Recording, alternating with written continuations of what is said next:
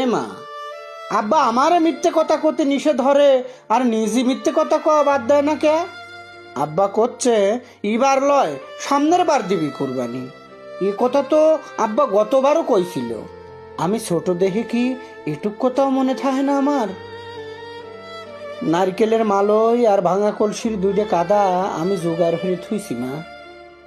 গরুর পর্দা সেই নারকেলের মালই আর কলসির কাদায় লাগায়া একটু হলুদ ছিটে দিয়ে রোদি দিলি টান টান হয়ে যায় সেই পর্দা। তারপর দুটো শোলা দিয়ে সেই ঢোল বাজাতি বাজাতি সারা বিকেল সারা গ্রামে না ঘুরলি আর কিসির ঈদ মা। গতবার আব্বার হাত ধরে সারাদিন দাঁড়াছিলাম ইমান মাস্টারের আম গাছের তলে। জানিস মা, দুইটে গরু, সারা গায়ে খালি তেল আর তেল। 10-15 জন মানুষ মিলে কত যে হই হই। এক পাশ থেকে একটা রান আসে তো আর এক পাশ থেকে কিছু মানুষ মেশিনের মতো বানাহালায় গোস্তর পাহাড়। মাটির উপর বিছেনে কলা পাতা, তার উপরে প্লাস্টিকের তিরিপল, আর তার উপরে এক পাশে গোস্তর পাহাড়, এক পাশে হাড্ডির পাহাড়, তেল মাটি কলজে ফুপরা আলাদা আলাদা করে সাজানো। দুটি গরুর 8টা পাও যখন নিয়ারি হইল ধীরে ধীরে, ভিতরের তাজা ক্যালসিয়াম তখন ছুটি আসে লাগিছিল আমার গেঞ্জিত। জিভে কইলাম ক্ষমতার কথা শোনে না মা, জিভে শোনে মনের কথাটাই। যে নিহারি আমার জিভে পর্যন্ত আসছিল কোনোদিন, সেই নিহারি দেখেও জিভে পানি কইলাম ঠিকই আসে মা। কয়টা কুত্তো আসে গোস্ত কুটার সেই জায়গাটার চারপাশ দিয়ে ঘুর ঘুর করতেছে খালি।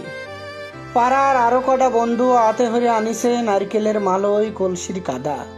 খানিক পরপরেই যখন ওই বাড়ির কেউ কুত্তগুলো খেদা দিচ্ছিল, হাট হাট হাট, যা যা যা, আমি ভুল হয়ে মনে হয়েছিলাম মনে হয় আমারই করছে। ওঘারে মতো আমরাও তো এ বাড়ির কেউ লয়। আর খানিক পরেই পর্দা পাওয়া যাবে, আমি তখন খুব খুশি।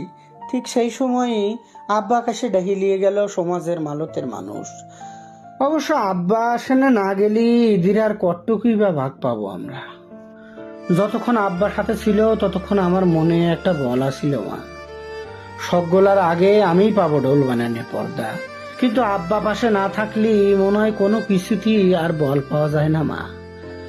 সেদিন আমি ঢোল বানাবার পারিনি। একটা প্রতিযোগিতায় আব্বা ছাড়া সাহস করে সামনে আগায় যাওয়া মেলা কঠিন রে মা, মেলা কঠিন। তুই তো সারাদিন বাড়ির ভিতরে থাকিস মা, বাইরে তো খুব একটা যাইস না। যারা নিজের কুরবানি দেয় দুপুরের পরে তারা চালি কিছু গোস্ত পাঠা দিবের পারে ভিতর বাড়ি।